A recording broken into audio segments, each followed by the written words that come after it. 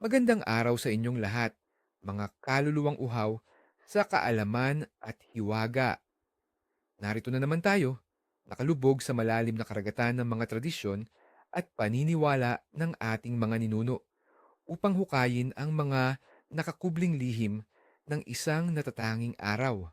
Ako ang inyong gabay at sa bawat paglipas ng oras, sinisikap nating unawain ang pulso ng kasaysayan, ang huni ng misteryo at ang bisik-bisik ng mga di nakikitang kapangyarihan na humuhubog sa ating mundo.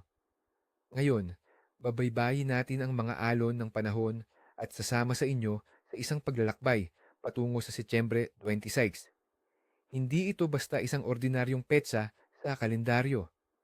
Ayon sa matatandang kaalaman, ito ay isang araw na puno ng malalim na espiritual na kahulugan, isang sandali kung saan ang mga hangganan ng mundong pisikal at espiritual ay bahagyang lumalabnaw, nagbibigay daan sa mga pambihirang pagkakataon at matinding babala. Ito ay araw kung saan ang paghilom ay hindi lamang tungkol sa katawan, kundi sa buong kaluluwa. Ngunit kasama rin nito ang mga anino na nagtatago sa bawat sulok.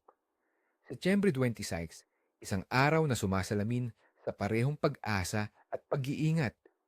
Sa ating kultura, na malalim ang pagkakaugat sa pananampalataya at mga sinaunang paniniwala, ang petsang ito ay kinikilala bilang araw ng pista ni San Cosmas at San Damian. Sila, ang kambal na manggagamot, ay pinaparangalan bilang mga patron ng mga doktor, siruhano, parmasyutiko, at lahat ng nagpapagaling. Ito ay isang panahon upang humiling ng proteksyon laban sa sakit, paggaling mula sa karamdaman, at pagpapala para sa kalusugan ng buong pamilya. Ngunit bago pa man dumating ang mga banal na ito, ang ating mga ninuno ay mayroon ng mga sariling paraan ng paghilom at paghingi ng gabay. Ang pagpasok ng Kristyanismo ay nagbigay ng bagong mukha sa mga sinaunang ritual, ngunit ang esensya ng paghahanap ng lunas at proteksyon ay nanatiling buo. Sa Setyembre 26, ang tradisyong ito ay lalong nagiging makabuluhan. Marami ang nagdarasal hindi lamang para sa pisikal na kalusugan, kundi maging sa kalusugan ng espiritu, na naniniwala na ang kapangyarihan ng pananampalataya ay kayang lampasan ang anumang karamdaman. Mula sa paggaling ng isang miyembro ng pamilya hanggang sa pagpapala sa ani o paghahanap ng tamang kapareha para sa buhay, ang mga tao ay lumalapit sa araw na ito na may pusong puno ng pag-asa at takot sa mga hindi nakikitang puwersa. Ngayon, dumako tayo sa nakamamanghang kwento ng dalawang banal na manggagamot na nagbigay liwanag sa araw na ito, sina San Cosmas at San Damian. Ang kanilang buhay ay isang epiko ng pananampalataya, sakripisyo at mga himala na nagpapatunay na ang pag-ibig sa kapwa at debosyon sa mas mataas na kapangyarihan ay kayang lampasan ang lahat ng pagsubok. Sila ay ipinanganak na kambal sa Cilicia, isang rehiyon sa Asia Minor, sa isang Kristiyanong pamilya. Maaga pa lang ay ipinamalas na nila ang kanilang pambihirang galing sa medisina. Ngunit higit pa sa kanilang husay sa agham, ang kanilang paghilom ay pinatibay ng isang matibay na pananampalataya. Nagpapagaling sila ng walang bayad, kaya't sila ay kinilala bilang anargeroi o mga walang pera, isang titulong nagpapahiwatig ng kanilang ganap na pagtalikod sa material na kayamanan para sa kapakanan ng kanilang kapwa. Ang kanilang mga kamay ay naging instrumento ng Diyos at marami ang gumaling hindi lamang sa kanilang kaalaman, kundi maging sa kapangyarihan ng kanilang mga panalangin. Subalit, ang panahon na iyon ay isang madilim na yugto para sa mga Kristiyano. Sa ilalim ng paghahari ni Emperador Diocletian, isinagawa ang isa sa pinakamalupit na pag-uusig sa kasaysayan ng simbahan. Dahil sa kanilang pananampalataya at impluensya, hinuli sina Cosmas at Damian. Pilit silang pinatalikod sa kanilang pananampalataya, pinagbantaan ng kamatayan, at dumanas ng sari-saring pagpapahirap. Isipin ninyo ang eksena. Ang dalawang magkapatid, matatag ang paninindigan sa gitna ng pagpapahirap. Sila ay pinagbawalan, pilit na pinasunog sa apoy, ipinako sa krus, binato, at inasinta ng mga palaso. Ngunit sa bawat pagsubok, sila ay nakaligtas, na tila may isang di nakikitang kalasag na nagpoprotekta sa kanila. Ang kanilang matinding pananampalataya ay naging kanilang pinakamalakas na baluti, at ang bawat himala ng kanilang pagkaligtas ay nagpatibay sa paniniwala ng mga nakasaksi. Ngunit sa huli, natapos ang kanilang buhay bilang mga martir. Sa isang huling pagtatangka na sugpuin ang kanilang pananampalataya, sila ay pinugutan ng ulo. Ang kanilang dugo ay naging binhi ng pananampalataya, at ang kanilang sakripisyo ay nagbigay inspirasyon sa henerasyon ng mga Kristiyano. Ngunit sa lahat ng kanilang mga himala, mayroong isang kwento na nananatiling pinakamakapangyarihan at pinakahiwaga. Ayon sa alamat, isang pasyente ang nagdusa mula sa gangrena sa kanyang binti at kailangan itong putulin. Sa isang panaginip, nagpakita sina Cosmas at Damian. Kinuha nila ang binti ng isang kamakailang yumao na lalaking Ethiopian, at ito ang kanilang ipinalit sa binti ng pasyente. Nang magising ang pasyente, nakita niya ang himala. Ang kanyang binti ay gumaling na, ngunit mayroong itim na balat tulad ng sa isang Aprikano. Ang kwentong ito ng paglipat ng binti ay naging isa sa mga pinakatanyag na himala na iniuugnay sa kanila, na nagpapakita ng kanilang kakayahang gumawa ng mga kababalaghan na lampas sa pangkaraniwang medisina.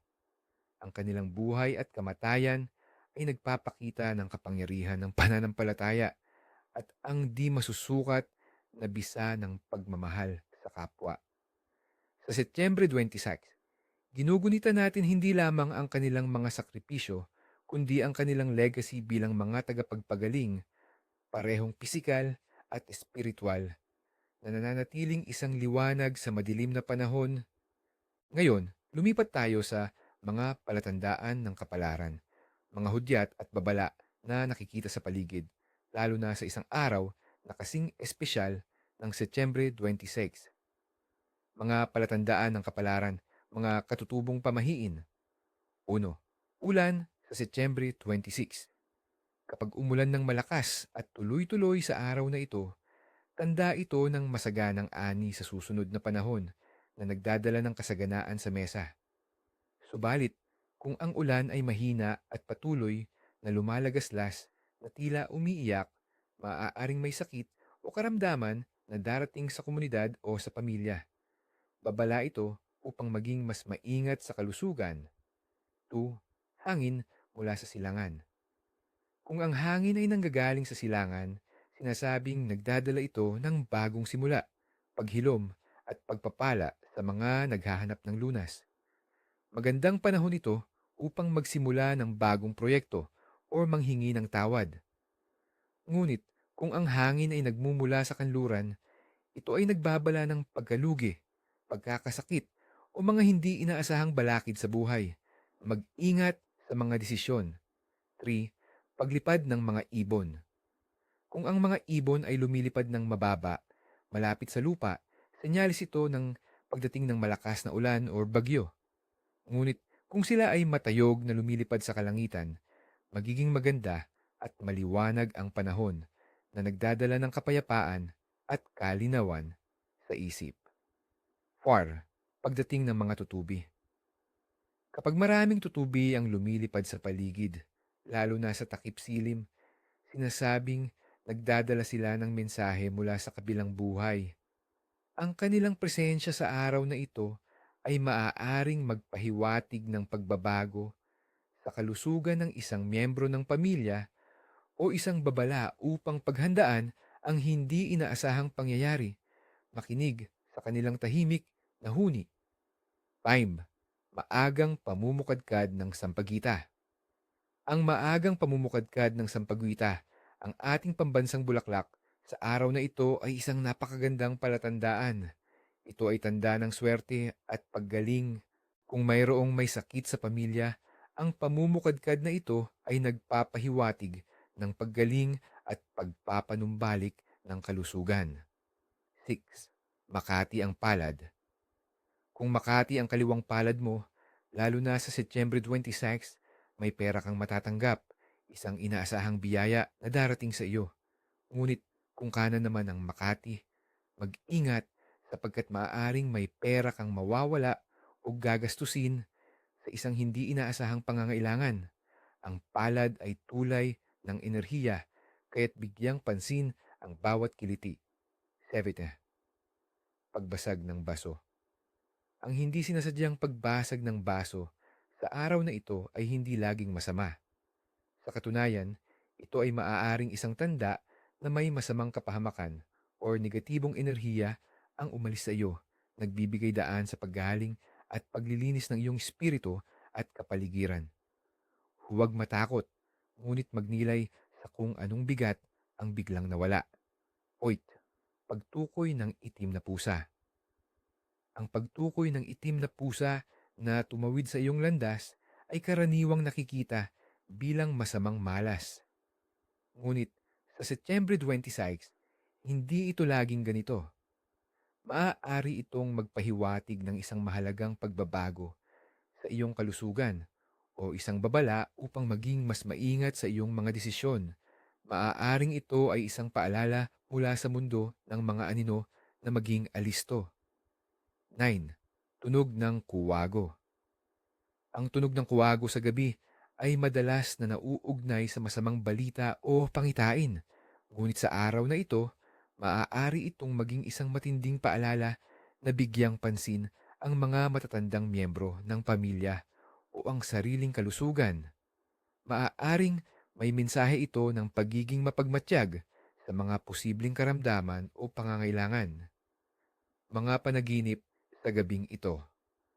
Ang mga panaginip sa gabing ito ay may malalim na koneksyon sa iyong kalusugan at espiritual na estado. Ang kanilang mga mensahe ay higit na mahalaga sapagkat ang mga banal na manggagamot ay maaaring makipag-ugnayan sa iyo sa pamamagitan ng iyong mga pangarap, pupoy, tubig. Kung sa panaginip ay makakita ka ng malinaw at umaagos na tubig, ito ay tanda ng paglilinis, paghilom, at pagpapabuti ng kalusugan. Ngunit kung ang tubig ay maputik o marumi, ito ay nagpapahiwatig ng emosyonal na kaguluhan, karamdaman, o mga hadlang sa paggaling. Mahalagang suriin ang iyong damdamin at kalusugan. Ahas. Ang ahas sa panaginip ay isang makapangyarihang simbolo. Maaari itong mga hulugan ng pagbabago, paggaling mula sa sakit, o pagtuklas ng nakakubling kaalaman. Ngunit maaari rin itong maging babala ng mga nakatagong kaaway, pagtataksil, o mga lason sa iyong buhay.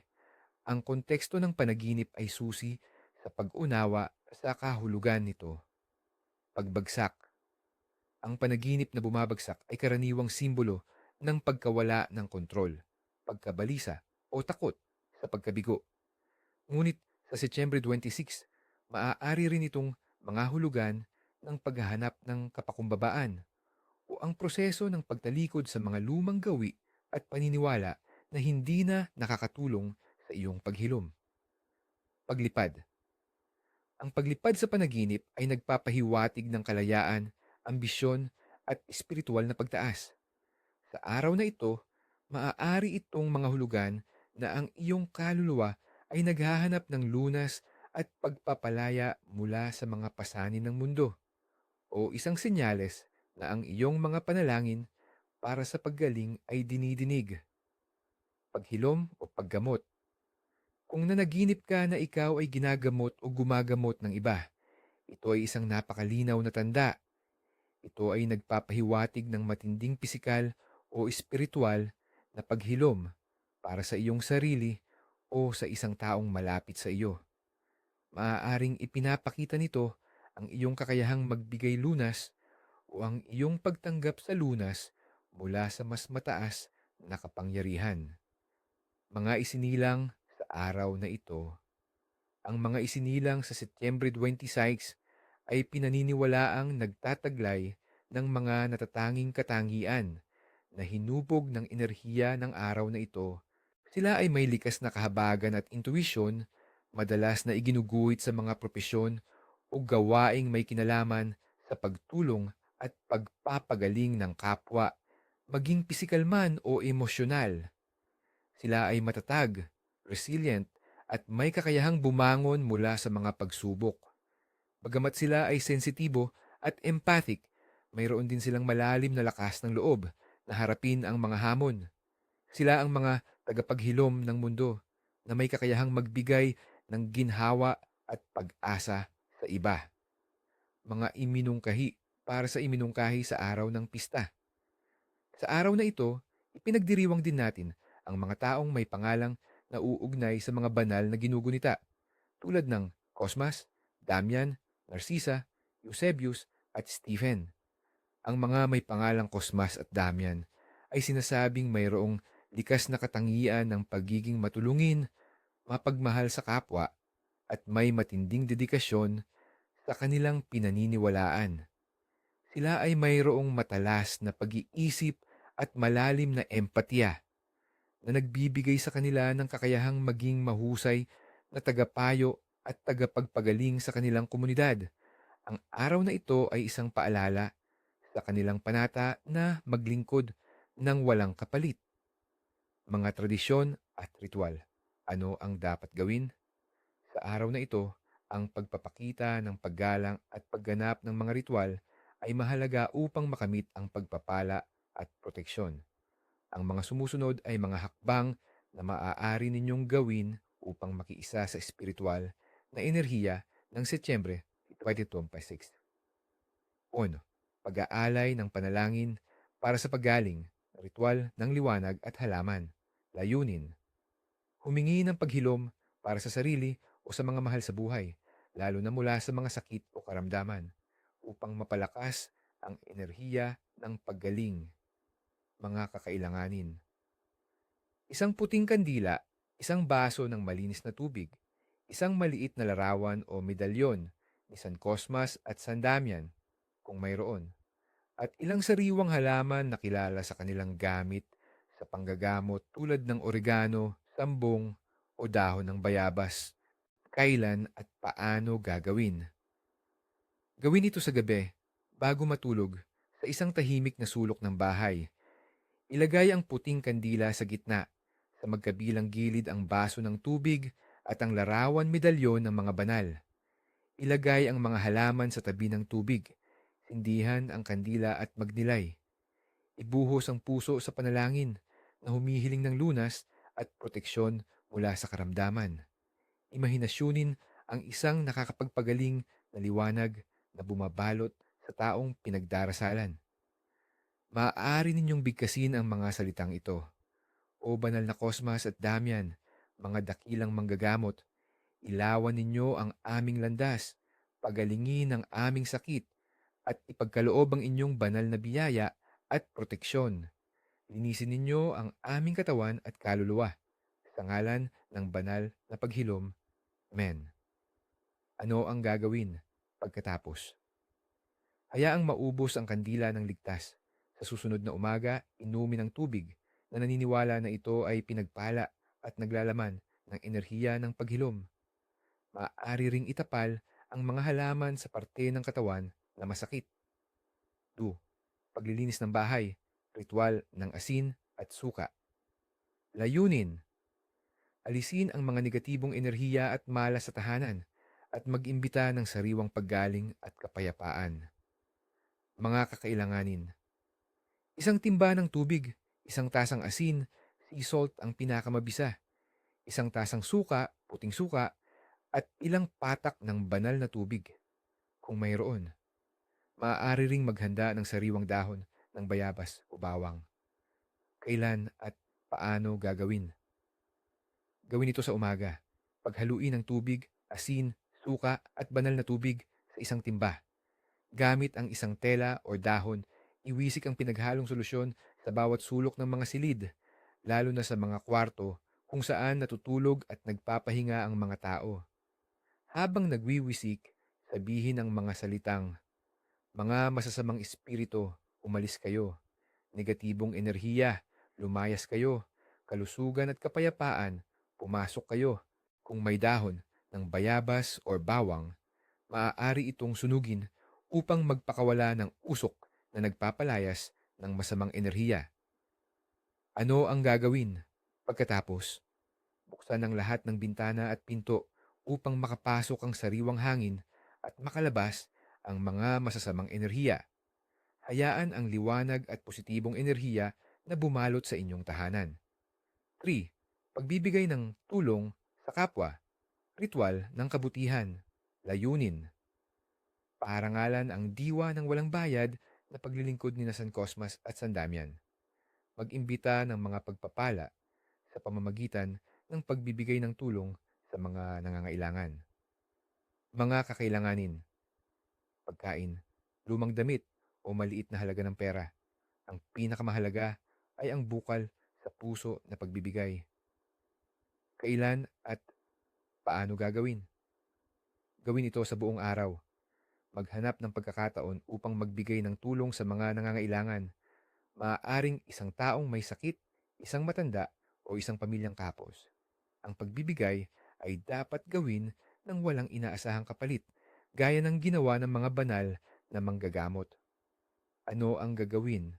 Pagkatapos, damhin ang kapayapaan at kagalakan sa pagtulong. Maniwala na ang mga biyaya na ibinigay mo ay babalik sa iyo sa iba't ibang anyo, kasama na ang pagpapabuti ng kalusugan at kapakanan. Mga tradisyon sa pagkain, kulinarya. Sa Setyembre 26, ang mga pagkain ay dapat na simple, masustansya, at nagbibigay ng ginhawa na sumasalamin sa diwa ng paghilom at pagiging simple ng buhay ng mga banal na manggagamot. Aros kaldo at tinola. Ang mga pagkaing ito ay karaniwang inihahanda para sa mga may sakit o para sa mga pamilyang nangangailangan ng mainit at masustansyang pagkain. Ang aros kaldo, isang manok at kaning lugaw, at ang tinola, isang manok na sabaw na may luya at malunggay, ay parehong kilala sa kanilang kakayahang magbigay lakas at magpataas ng immune system. Ang mga ito ay simbolo ng pag-aaruga at paghilom. Mga pagkaing may medicinal properties. Bigyang pansin ang mga sangkap tulad ng luya, luyang dilaw, turmeric, bawang at malunggay. Maaaring isama ang mga ito sa mga lutuin o gumawa ng tsaang gawa sa mga halamang ito. Ang mga ito ay pinaniniwalaang nagpapalakas ng katawan at nagbibigay proteksyon laban sa sakit. Iwasan ng masyadong masarap o magastos na pagkain. Sa araw na ito, mas mainam na iwasan ang labis na kaluhuan o pagmamayabang sa pagkain. Mas bigyang pansin ang nutrisyon at ang diwa ng pagbabahagi, gaya ng itinuro ng mga banal na manggagamot na nagsilbi ng walang bayad. Mga pangunahing bawal sa araw na ito, ang mga babala ng hindi nakikita. Ang Setyembre 26 ay isang araw na puno ng espiritual na enerhiya at kung saan ang mga gawaing may kinalaman sa paghilom ay binibigyan ng mataas na halaga. Subalit, mayroon ding mga mahigpit na pagbabawal na dapat sundin upang hindi makahikayat ng malas o karamdaman. Ang paglabag sa mga ito ay may malalim na espiritual na kahihinatnan. Pakinggan ng mabuti ang mga sumusunod. Mga bawal sa bahay at pangkalahatan. 1. Mahigpit na bawal maglabada ng kumot o mga unan. Ang paglalaba ng mga kumot o unan sa araw na ito ay itinuturing na naghuhugas ng kalusugan ng pamilya.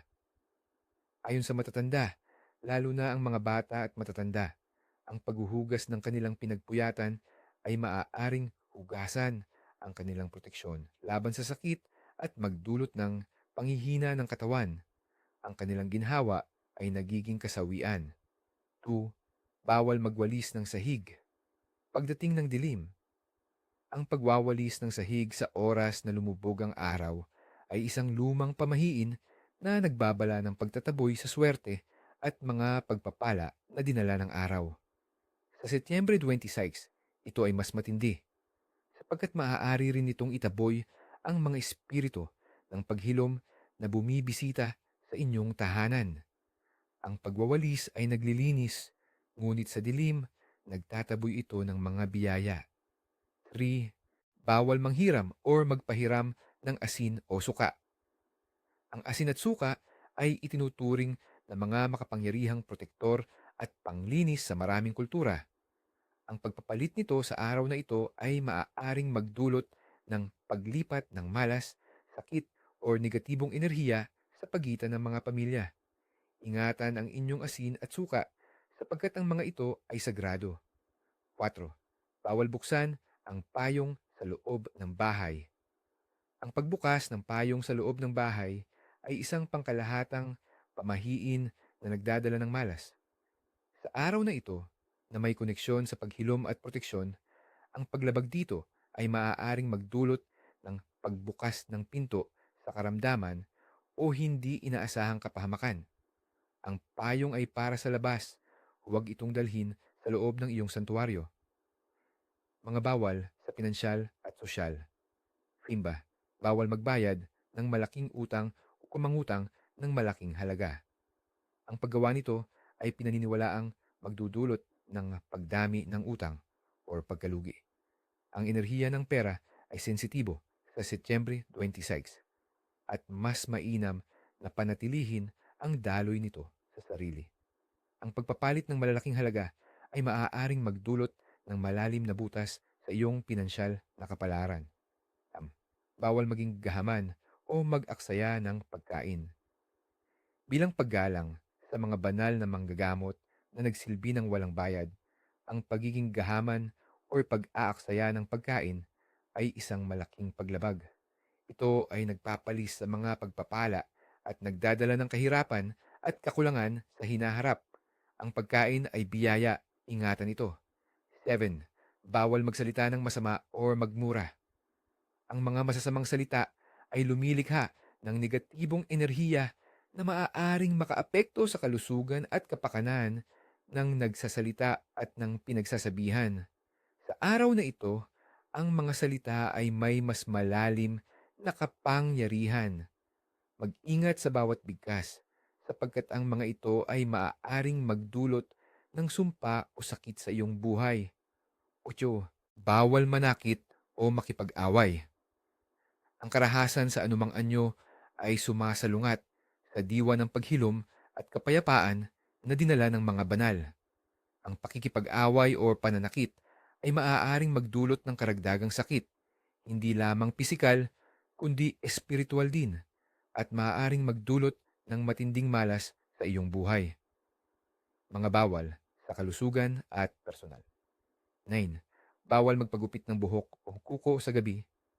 Sinasabing ang paggawa nito ay nagpapaiksi ng buhay o nagdadala ng sakit at kahinaan sa katawan. Maaari ring buksan ang pintuan sa mga negatibong enerhiya na maaaring kumapit sa iyong katawan.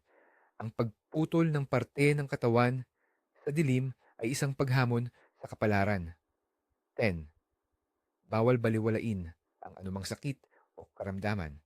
Sa araw na ito na nakatuon sa paghilom, ang pagbaliwala sa anumang sakit o karamdaman, gaano man kaliit, ay itinuturing na isang seryosong paglabag. Ito ay nagpapalala ng sitwasyon at maaaring magdulot ng mas malaking karamdaman. Ito ay isang paalala na pakinggan ang katawan at humingi ng tulong, spiritual man o medikal. Ang pagtanggi sa sakit ay pagtanggi sa lunas. Sa huli, tandaan na ang Setyembre 26 ay isang araw na puno ng mga babala at biyaya ng mga lihim at pag-asa. Sa pag-unawa sa mga sinaunang tradisyon, sa mga pamahiin at sa mga aral ng mga banal, binibigyan natin ang ating sarili ng kakayahang tahakin ang landas ng buhay ng may mas malalim na kaalaman at pag-iingat. Palaging tandaan, ang kapangyarihan ng pananampalataya at paggalang sa mga di nakikitang puwersa ay nagbibigay gabay sa ating bawat hakbang. Naway ang araw na ito ay magdala sa inyo ng paghilom, proteksyon at kaalaman. Mag-ingat sa bawat kilos at naway ang pagpapala ng araw na ito ay sumainyo. Hanggang sa muli, mga kaibigan ng Hiwaga.